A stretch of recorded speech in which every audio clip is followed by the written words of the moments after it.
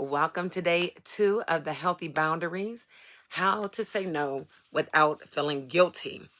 Now, today I'm going to be talking about the 6 different types of boundaries. Yesterday, we talked about defining your boundaries and the 4 reasons why you need them.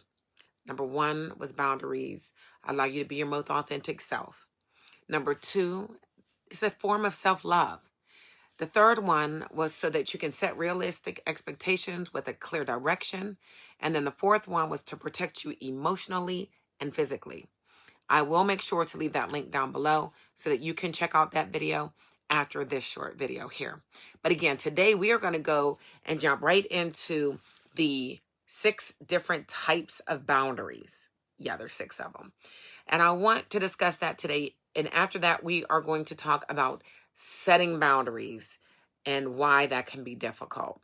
I want you to remember that boundaries are not drawn to keep something or someone out, but to protect what is already inside. All right, so keep that in mind. So let's get started. Now, whenever you are setting your own boundaries, it's really important to keep in mind the 6 general areas where the boundaries are applied. Now, these different areas interact with different parts of your life and your well-being, all right? So the number 1 boundary I want to discuss is the material boundaries. Yeah, material boundaries are related to physical objects such as your money, clothes, books, a hairbrush, or anything else that's physical, like your phone charger, right? People get so mad about these phone chargers. These material boundaries are how you and the other party should act whenever a material objects are borrowed, they're sold, or they're jointly shared, okay? It is important to set up boundaries so that friendships and relationships are not ruined over a material object. Let's give you an example of that. You lend a friend some money. It should be very clear the expectations of when that person needs to pay you back. If it's not, it's going to create stress, expectations that may not be able to be met, and it's going to cause a problem. So number 2 is going to be our physical boundaries. Now, the physical boundaries relate to your personal space, your privacy, and your body. They set rules for how you and another person should interact on a physical relationship. Now, these physical boundaries can range from appropriate settings to giving a handshake versus a hug, when you expect a borrowed item to be returned, or how loud your roommate plays their music, right?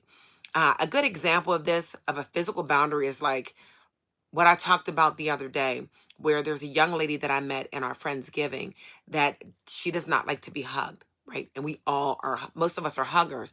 And she was very clear that she would rather a handshake or a fist bump or just say hi, right? She does not want that physical hugging.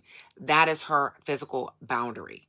Now, it's different from the sexual boundaries, which we're going to discuss in a little bit. So a little bit different. The 3 is going to be our mental boundaries. Now, the mental boundaries relate to your thoughts, your values, and your opinion. In other words, they relate to what you believe and think. So these mental boundaries can relate to how gullible you are, what you believe, and listening to other people's opinions. Often, mental boundaries are boundaries with yourself in that they determine how you let other people affect you, right? An example, they are what help you not get too angry when someone disagrees with you. An example of a mental boundary is when somebody tries to argue about your religious beliefs or even a political stance, attempting to try to convince you to see it their way instead of just engaging or feeling pressure to agree. You can calmly respond and let them know that I respect your perspective, but I feel strongly about my beliefs and prefer not to debate them. So let's try to focus on something that we both can enjoy talking about and move on. Number 4 is the emotional boundaries. These emotional boundaries relate to your feelings and emotions.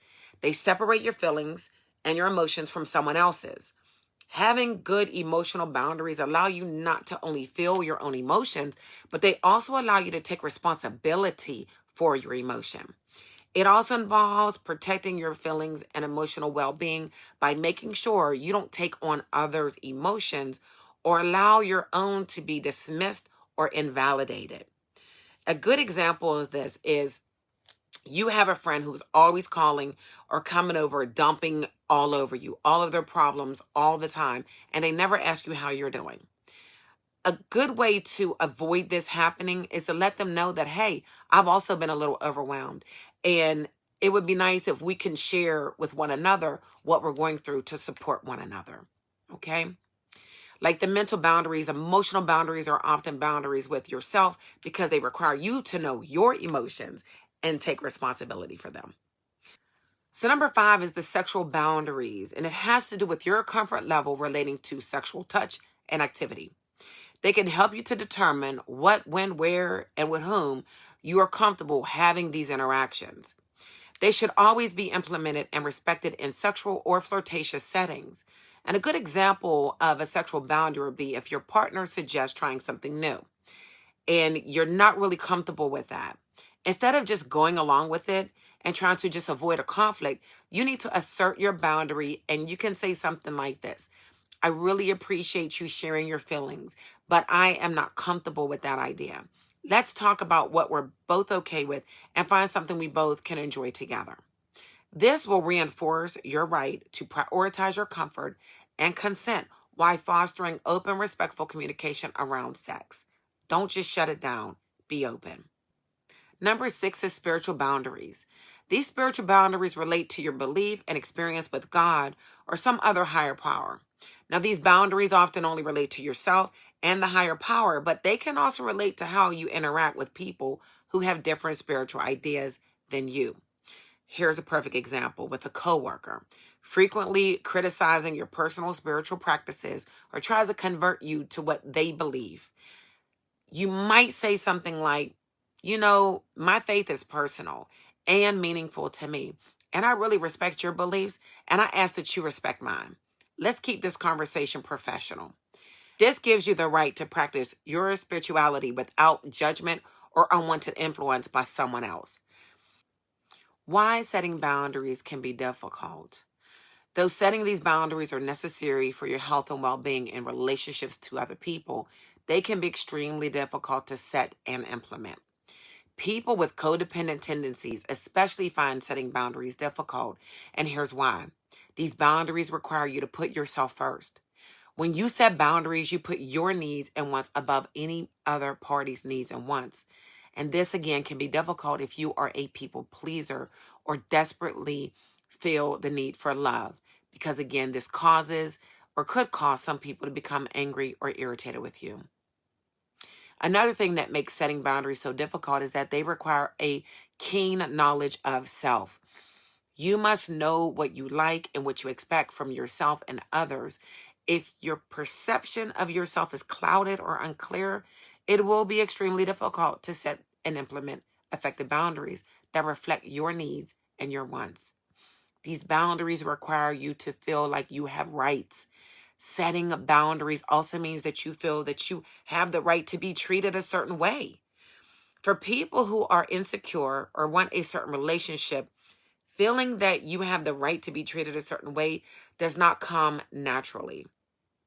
As a result, setting boundaries can be difficult because you feel as though you are not entitled to that treatment that you want and need. Fear that boundaries jeopardize the relationship. Many people feel as though setting these boundaries will destroy the relationship.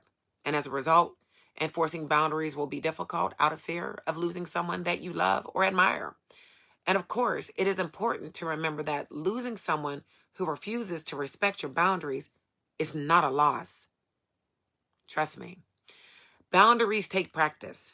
Just like anything else, setting boundaries requires practice. If you have never set boundaries before, setting them for the first time can be very difficult, but it gets easier and easier with time. These boundaries are imaginary lines that separate your needs from everyone else's. They are many types of boundaries, and each one of them is indicative of having healthy and happy relationships with those around you. Though boundaries can be difficult to set and enforce, it is important to do that hard work so that you can have a healthier relationship with yourself and others. But again, I want you to remind yourself that these boundaries are not drawn to keep something or someone out, but to protect what is inside. So now that we've gone over these 6 different types of boundaries to recap: the material, physical, mental, emotional, sexual, and spiritual. I want you to further dig deep inside and start writing down these things in a notebook. Just jot them down in the correct type of boundary, as tomorrow we are going to dig into chapter 2, where we are going to set these boundaries, the mental aspect of it, defining them and enforcing your personal boundaries. Feel free to go to thelifenowstore.com and get your personal copy of this ebook so you can follow along as well as fill in the information, because in the back it is a workbook where you can actually fill in all this information that we're going over. Definitely share this video as well as the other one so others can follow along as I go through this daily journey of boundaries. And make sure to leave your comments down below. And if you don't know, my name is Christine Austin, and welcome. I see you tomorrow. Peace.